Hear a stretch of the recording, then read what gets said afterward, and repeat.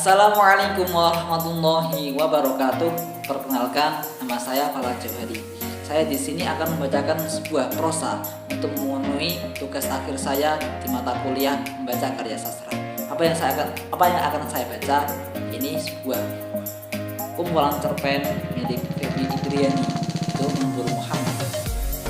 Adapun judul yang akan saya pilih, yang akan saya bacakan untuk Anda, yaitu judul Dia Bertanya Tentang Tuhan. Bagaimana ceritanya? Oke, mari kita simak bersama-sama.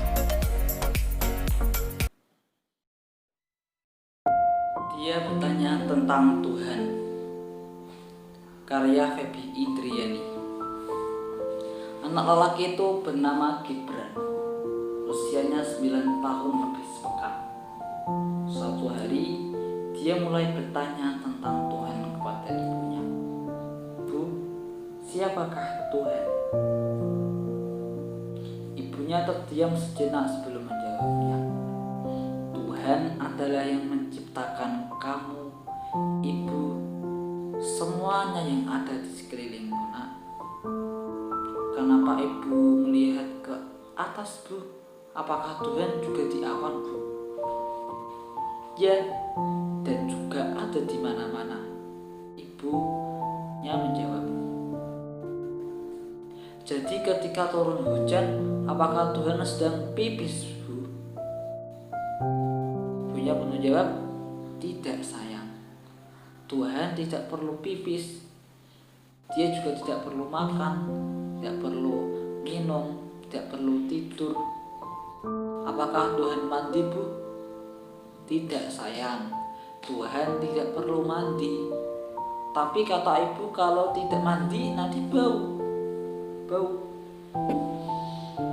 "Iya, tapi Tuhan tidak bau.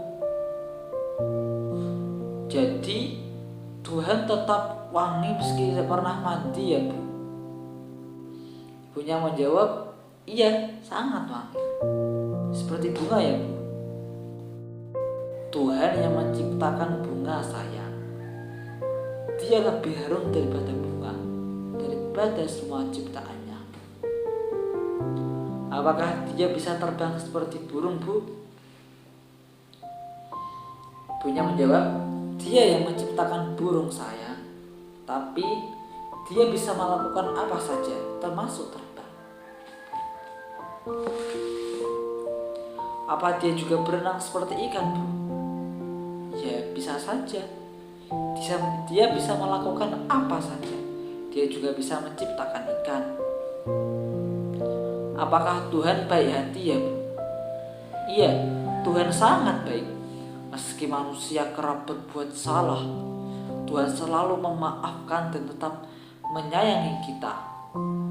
"Oh, aku tahu sekarang, Bu. Apa, sayang? Tuhan itu seperti anjing, ya, Bu?" Ibunya pun tertawa lebar. "Bukan dong, sayang. Bukan. Tuhan itu yang menciptakan anjing." Gibran melongo sesaat, tampak sedikit tak rela, tetapi kemudian tetap mengangguk. Lalu kembali bertanya setelah dia beberapa saat, "Oh iya, Bu. Berapa nomor telepon Tuhan, ya, Bu?" "Ah, Tuhan tidak butuh telepon, sayang. Dia bisa mengetahui, dia bisa mendengar segalanya." "Oh, jadi kuping Tuhan besar sekali, ya, Bu?" Tuhan itu maha mendengar, sayang. Tapi dia tidak punya kuping seperti manusia. Tidak. Tapi bagaimana aku bisa ngobrol dengan Tuhan, Bu?" Ibu menarik tangan Gibran, lalu memangkunya dan membelai kepalanya.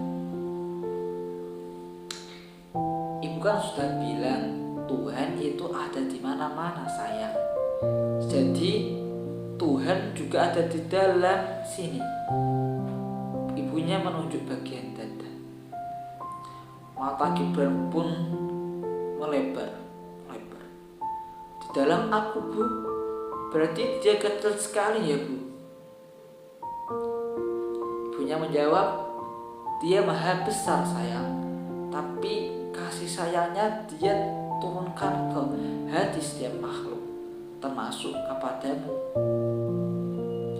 Dia ada di dalam kamu, dia juga ada di dalam ibu. Kalau dokter operasi badan kita, dia bisa lihat Tuhan dong, Bu. Tuhan tidak bisa dilihat, sayang. Tidak bisa diraba, tidak bisa didengar. Tidak bisa didengar secara langsung. Tuhan hanya bisa dirasakan. Coba sekarang Gibran bernapas, hirup udara, terasa ada udara kayak Gibran, masuk tidak Gibran. Tuhan seperti udara Gibran, tidak bisa dilihat, tidak bisa didengar, tidak bisa diraba, tapi selalu ada di sekitarmu. Kamu dikelilingi udara, tapi ketika kamu hirup, kamu merasakan udara itu masuk. Kalau aku kentut, udaranya keluar lagi dong, Bu. Ibunya pun tertawa. Iya, tapi tiap kamu bernapas, udaranya masuk lagi kan? Jadi kalau aku kentut, Tuhan pergi. Aku bernapas, Tuhan datang lagi. Tuhan selalu ada, Gibran. Apa Tuhan tidak pernah libur ya, Bu? Tidak. Tuhan tidak butuh liburan, sayang. Dia tidak pernah capek. Dia mengurus semua makhluknya setiap waktu. Bagaimana caranya, Bu? Apa tangan Tuhan banyak banget ya, Bu? Gibran tahu seperti listrik. Dia membuat segalanya bekerja. Lampu nyala, TV nyala, oven, HP, semua karena listrik. Tuhan seperti itu juga, mengerjakan segalanya tanpa tangan, tidak seperti manusia. Pantas malam ibu menangis ya. Kenapa ibu menangis? Iya, waktu lampu dimatikan, ibu menangis. Itu karena Tuhan pergi ya, Bu? Tidak, sayang. Tuhan tidak pernah pergi. Kadang kalau ibu sedih, ibu akan menangis. Tapi ibu percaya, dia selalu memeluk ibu. Dia juga memeluk kamu karena dia maha besar. Kalau begitu, ibu salah. Kenapa, Gibran? Tuhan tidak mungkin di dalam kita, Bu. Pasti kita yang ada di dalam